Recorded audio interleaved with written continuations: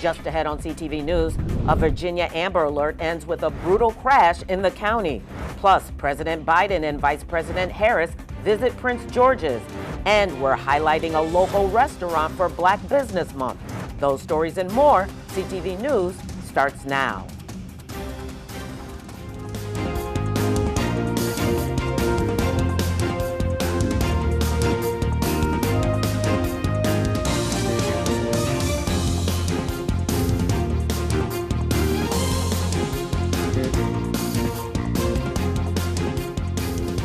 This is CTV News for August 15th. I'm Mariah Jalad. Thanks for joining us. A stabbing, an abduction, and an Amber Alert lead police across state lines from Virginia into Maryland. And now we are learning that the incident has turned deadly. It ended in Prince George's County, but it began this morning in Virginia Beach after a man stabbed a woman and abducted her children. Police say one of 3 children who were abducted by the man has now died. You're looking at the aftermath of this morning's crash on Branch Avenue near the Beltway. Maryland State Police are leading the investigation. Pursuit of the suspect vehicle, a black Honda SUV, heading towards the Maryland line from I-495. After crossing over the Woodrow Wilson Bridge, the Honda continued northbound on the Capitol Beltway and attempted to take the ramp from northbound 495 to Route 5, which is Branch Avenue. At that time, the driver of the Honda crashed into 2 other vehicles and subsequently overturned, landing in the middle of the ramp. The Maryland State Police were not actively involved in the pursuit and arrived approximately 2 minutes after the crash. All occupants of the Honda were transported to area hospitals. A 16-month-old girl was flown by Maryland State Police medevac to Children's National Hospital in D.C., where she was later pronounced deceased. The other crash victims are being treated in area hospitals and are listed in stable condition. We go now to our Byron Scott for an update at the scene. Well, this crash happened just after 9 o'clock this morning on Branch Avenue near the Beltway. I'm going to hop out of the way here. You can see that SUV that rolled over on Branch Avenue. They are preparing to take it out of here as part of the investigation. Now, this all began last night when 3 children were abducted from Virginia Beach. They are identified as 7-year-old Zayn Plummer, 5-year-old Zaire Plummer, and 1-year-old Zariah Plummer. And this is the suspect, 36-year-old Dana Plummer. Now again, this all began last night at Virginia Beach when the kids were abducted. Plummer allegedly stabbed the children's mother. An Amber Alert went out at 2 o'clock this morning for the vehicle, the SUV they were traveling in. Now, Virginia State Police tried to pull that SUV over this morning in Fairfax County to no avail. A chase pursued. The SUV crashed and flipped over on Branch Avenue near the Beltway in Prince George's County. Once again, we're back here. You can see that vehicle. We're going to take it out here as part of the investigation. This has backed up a lot of traffic in this area, and this investigation will likely go on for some time, and we will bring you the latest as it happens. Byron Scott, back to you. And today, Governor Wes Moore and other Maryland officials welcomed the president and vice president to Prince George's County to speak with the local community. The issue of the day, lowering prescription drug costs for all Americans. Hundreds gathered at Prince George's Community College to hear how President Biden and Vice President Harris plan to continue to cap costs of prescription drugs.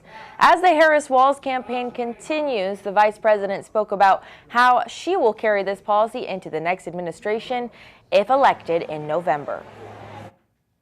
And President Biden signed the Inflation Reduction Act into law in August of 2022. And a new bill in Congress would force the owners of the cargo ship Dolly to pay nearly $900 million for their part in the collapse of the Key Bridge. The bill would alter a 19th century law that the Singaporean owner company invoked after the accident to limit their liability to only the value of the Dolly ship. The new bill would force the company to pay as much as $854 million by increasing the liability rate to up to 10 times the value of the vessel. The federal government has pledged to pay the full cost of cleaning up the bridge wreckage in Baltimore, but this payment would help recoup some of those costs. And the World Health Organization has declared the Mpox outbreaks in Africa a global emergency. The WHO says cases have been confirmed in children and adults in more than a dozen countries and that a new form of the virus is spreading. Earlier this week, the Africa Centers for Disease Control and Prevention say there have been more than 500 deaths. 96% of all cases and deaths are in the Congo, and the fear is it could spread to other countries in Central Africa. And the use of drones by law enforcement was a topic of interest at this week's Maryland Association of Counties session in Ocean City. According to the American Civil Liberties Union, local communities should be concerned before they allow police departments to use drones to respond to calls. The discussion at the association's summer conference centered around public safety versus privacy rights.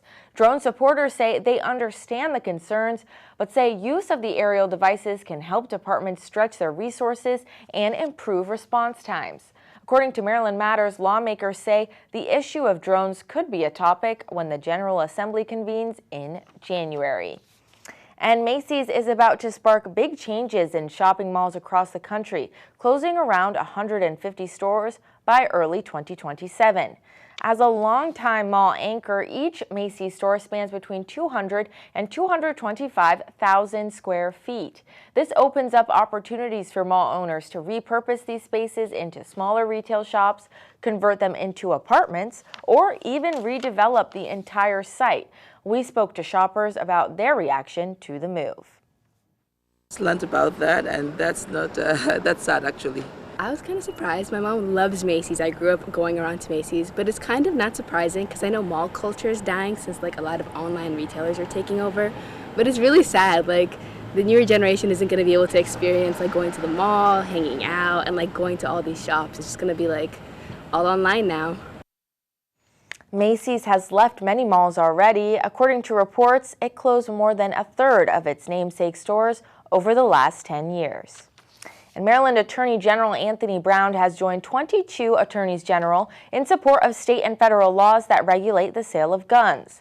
The coalition filed a friend of the court brief in the United States versus Stephen Perez, arguing that federal laws preventing individuals from transporting or receiving firearms from outside the state in which they reside, except through a federally licensed dealer, are essential to protecting public safety.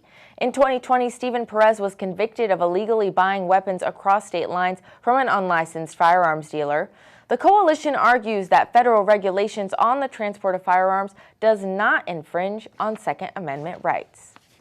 And a Laurel man has been sentenced after brutally killing his girlfriend last year. 31-year-old Reuben Gilbert stabbed Michelle Dudley 19 times outside of their apartment in January 2023. Police found Dudley unconscious, unresponsive, and suffering from multiple stab wounds, showing she fought for her life before succumbing to her injuries. Gilbert and Dudley had a 1-year-old child together. Dudley had filed a protective order against Gilbert before the incident. Gilbert was sentenced to 41 years in prison on Tuesday. And you're watching CTV News. I'm Mariah Jalad. Coming up, if you plan on buying or selling a house anytime soon in the state, there's new rules you should know. Back in a moment. We said we'd never break the 3-second rule.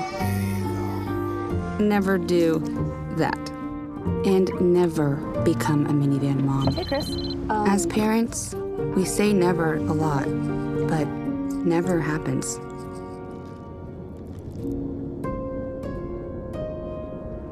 So when you say you'd never leave your child in a hot car, know it can happen. Before you leave the car, always stop, look, lock. Welcome back. Well, in just a few years, Lanham-based education tech company 2U Inc. rapidly expanded, nearly doubling its office space at 7900 Harkins Road to more than 309,000 square feet. According to an article written in the Washington Business Journal, after recently filing for Chapter 11 bankruptcy and halting trading on the NASDAQ, the company is now giving up much of that space well before its lease expires. 2U, which has already downsized multiple times, announced in a recent SEC filing that it has further reduced its occupancy at the Lanham facility. And a new report from Maryland's Office of People's Counsel reveals many Maryland customers could see their annual electricity bills rise by hundreds of dollars in the coming years. This increase is tied to issues in the regional market managed by PGM Interconnection, which oversees the wholesale power market. A recent auction revealed a staggering 800% spike in prices for electric generation capacity starting next June, a significant factor in future bills. And if you're thinking about buying or selling a home in Maryland, listen up. Some changes have gone into effect that could shake up the market. Starting yesterday, potential home buyers will need to sign a written agreement with an agent prior to any work being done. Also, properties listed on multiple listing services will no longer display commissions. Chris Hill, president of the Maryland Association of Realtors, offers this advice for navigating these changes. Communicate with your realtor from upfront. Speak with them and understand your options from the very beginning. That could be how your compensation is listed and how you do that from a seller standpoint, and who's going to pay it from the buyer standpoint. Those are all very important factors that you have to have a good relationship with your realtor so that everybody's on the same page from the very beginning. And I think what this does is it creates transparency for the consumer. So from the very beginning, up front, you know who's being paid, who's working for whom, and what they're getting paid for. These changes stem from the settlement that the National Association of Realtors agreed to earlier this year. You can visit MarylandHomeownership.com for more information on how the changes could affect you.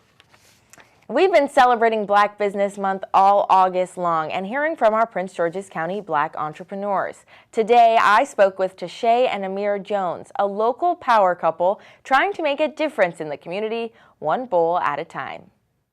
Welcome to Spice Black. Cornbread kale season, and you want that with grilled chicken? Yep. Food doesn't get more colorful or flavorful than this.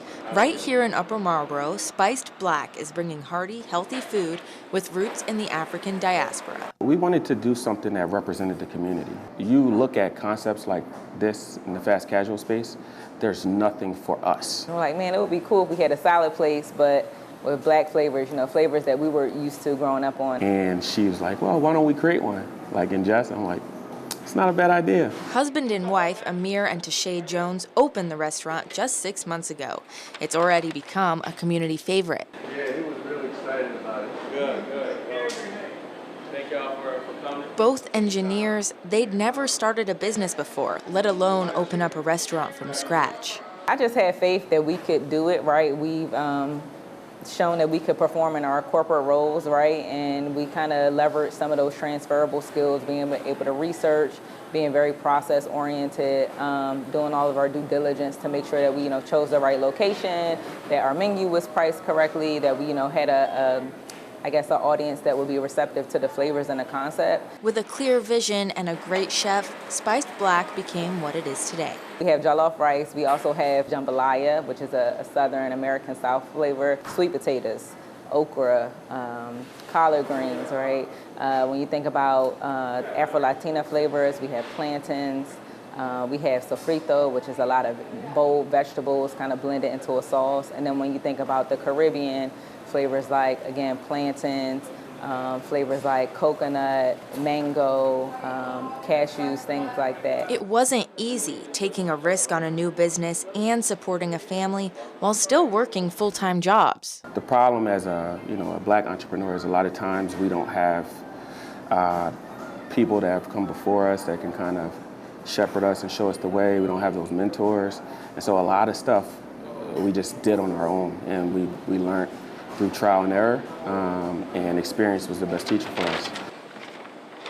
Now, anyone that steps foot in Spiced Black would surely call it a success story. And when they try the food, they'll definitely be coming back. Sometimes you have to move out on faith, because if you really want to leave a lasting impact on the community and your legacy, we have to start taking chances. And I know it could be hard, and there's going to be a lot of sacrifice involved in that, but it could pay off. Well, it definitely paid off. That's a great place to check out in Largo Plaza. You can find more at spicedblack.com or find their socials at spicedblack. And we have a new segment here at CTV News called Metro Minute. We'll be bringing you even more stories happening in and around the county that you may have missed or that's coming up soon. Well, 2 Prince George's County students were recently awarded Duncan Regional Scholarships. Congratulations to Gabriella Patrick from Laurel and Jaden Walker from Bowie. Jaden isn't the only one getting green in Bowie because a Bowie man also hit the jackpot while running errands for his wife. A local man stopped at Hilltop Wine and Spirits but went home with a $50,000 ticket in his pocket.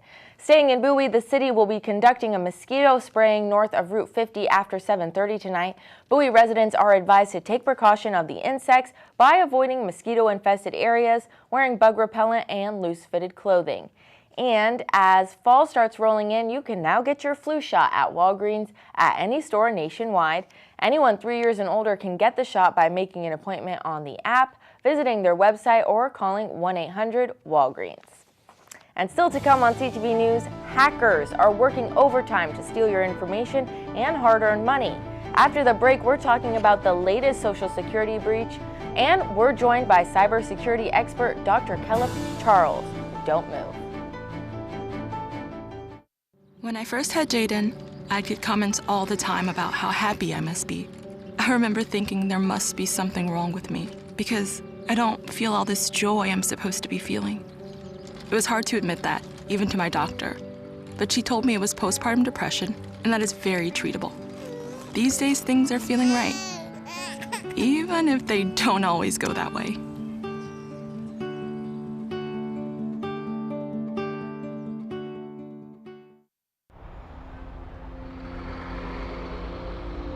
The doctor said I only had a 29% chance to find you, but I knew you were out there.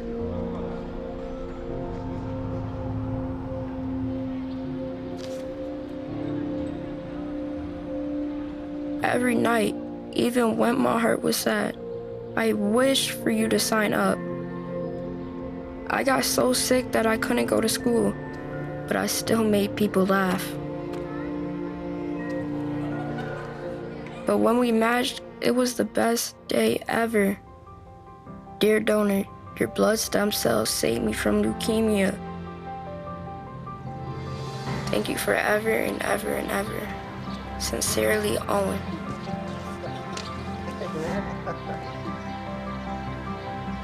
Experience the true joy of saving a life at nmdp.org.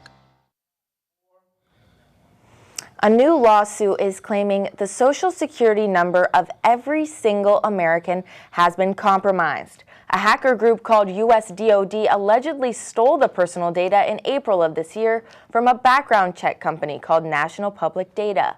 The group claims to have stolen 2.7 billion records, which could include your full name, address, date of birth, Social Security number, and phone number. Now, what can you do to protect yourself and your info? Joining us in studio today is cybersecurity expert and educator, Dr. Kellip Charles. Well, thank you so much for being here today, Dr. Charles. Thank you for having me. So, is this as bad as it sounds? Everybody's Social Security number? Should we be really freaking out right now? Yeah, and I'm surprised more people aren't upset about this. As you stated, somewhere between 2.7 and 2.9 billion records that were taken. So basically everyone in the United States, Canada, and the UK may possibly be affected by this particular breach. And, you know, one of the things that we talk about in the security community is something that is called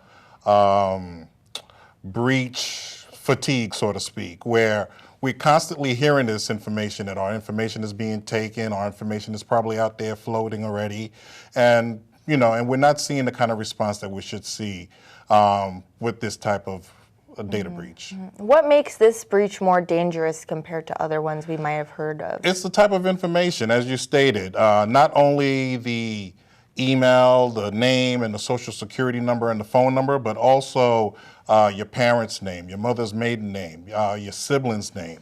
So that type of information could be used to create intelligence, to attack your family members, as well as created more targeted attacks towards that particular individual. So what else could hackers potentially do with this information? Why do they want it? Are they trying to sell it? Are they trying to make specifically targeted attacks? Yeah, it's a combination of things. One, they could use that information to open up new credit accounts, loan accounts that can be used to be profitable for them. Also, they could create different types of attacks as it relates to stealing your identity. You know, this type of information is prime information to be able to steal your identity. And they are trying to sell the information. On the dark web, it was noted that it was about $3.5 billion billion dollars that they were trying to sell this information for. So with about 2.7 and 2.9 billion records, your information is worth a little bit over $1. Wow. So what should we be doing to make sure we're safe? What should we be looking out for? Now that we know our information is out there, what should we be keeping track of to see, did somebody buy my information? Are they going to be using it for something? Yeah, and it's a multifaceted approach. One approach is never enough. The first one is that you want to make sure that you keep track of your credit. Take a look at it, keep track, look at your bills. Most people don't look at their bills on a regular basis, so you want to look for any type of anomaly. The second aspect, which is totally free, is to do a fraud alert or a credit freeze. With a fraud alert, if someone tries to gain access or get credit, it requires the creditor to do some additional work to verify that they are who they are. With the credit freeze, basically that freezes your credit, so it won't be able to unless you unfreeze your credit to gain access. The good thing about the credit freeze is that if you're trying to get an apartment or if you're trying to get a job, it doesn't prevent that from happening. But if you are trying to get some additional credit, you have to go through the process to unfreeze your credits for it to go through. But you think this is the safest route to go right now? Exactly. I mean, in conjunction to some of the traditional aspects of having multiple passwords, using multiple factor authentication, with this particular breach, those are some very important steps that you should definitely be looking into. And you mentioned this breach fatigue. You know, we always are hearing about a hack, a breach, and maybe most people think, okay, this isn't going to affect me. I'm nobody special. I'm not extraordinarily wealthy. Someone isn't going to target me. Is there a specific demographic that is targeted more than another? Well, when it comes to these types, it's an equal opportunity situation, and everyone can be affected. Now, when it comes to the second aspect of using that information to do some malicious activity, the elderly and the young are normally the more prone. Unfortunately, when elderly people are affected, they're pretty embarrassed about the situation and don't report it. So again, the data is pretty skewed on that particular aspect. But again, the elderly and the young are some prime victims. Okay, I see. Thank you so much for being here today, Dr. Charles. Thank you. Thank you very much. All right, thank you. And still to come on CTV News, Simon Bucks is here with our Thursday Sports page, and he's getting us riled up for football season. Stay tuned. The drug scene in Maryland is changing. Fentanyl and xylazine are being added to street drugs, and you may not even know it. Xylazine is not even intended for humans, and fentanyl is an opioid 50 times stronger than heroin and contributed to over 80% of overdose deaths in our state. Anyone who uses drugs, even occasionally, is at risk of overdose. To learn more, visit stopoverdose.maryland.gov or call or text 988. More than 6 million kids in the U.S. have ADHD. Many aren't getting the support they need. At understood.org, we can help. Sometimes in class, the only thing your child can focus on are the thoughts racing through their head. Why can't I just pay attention? Why am I always falling behind? Why do I feel so alone? So different. Your child is looking to you for answers, to help them make sense of it all. But as a parent, you probably have a lot of questions too. What should I do next? Where do I even start? At understood.org, we provide parents with the resources they need to help kids with ADHD thrive. Your child wants to thrive. Be the reason they do.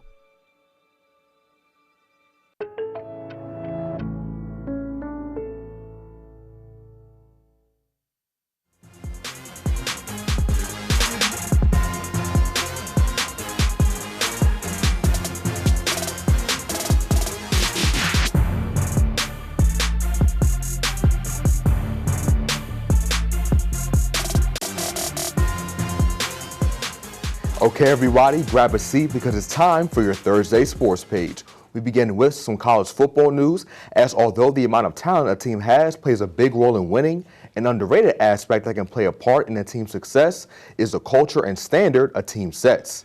Things like hard work, leadership, dedication, and accountability all play a part in a team having a winning culture or standard. And Terps defensive lineman Tajay Johnson explained how the two have changed since he's been at Maryland. Been here for all 4 years of my college career, and I've just seen the culture just steadily increase and the standards steadily be reinforced like more and more each year. Early on in my career, there were still problems with lack of leadership here, lack of vocal leadership, or whether it's leaders not really upholding the standard. But now that we have guys who are all bought in, and it's not just the seniors and the upperclassmen, it's the underclassmen as well. Everyone's just bought into the standard, so you can't help but feel excited for what's to come in this upcoming season. And with the start of the season only being 2 weeks away, Johnson also touched on what he wants to see out of this defense before then. I want us to just go out there and play free and not really question anything we're doing. I want us to have full faith in our coaches and the game plan that they have for us and not have any questions about those things and just go out there and play. And at the end of the day, this is still a football game, and if we just know everything we're doing, we can go out there and play free. And that'll also ultimately end up in us playing fast and being able to fly around the field. The Terps will take the field against UConn for their first game on August 31st. Switching gears to the NFL, my Washington Commanders were down in South Beach today as they went up against the Miami Dolphins in a joint practice. This is Washington's second joint practice of the season, and defensive back Quan Martin touched on how this practice against the Dolphins is another chance for the team to improve. It just gives us an opportunity to, see their speed, see what the guys are like, how they pretty much going to play us and, how we going to play them and, kind of just get a feel for their offense. It's kind of different than seeing it on tape. So really just getting out there and competing against those guys, you just kind of know what to expect for the game.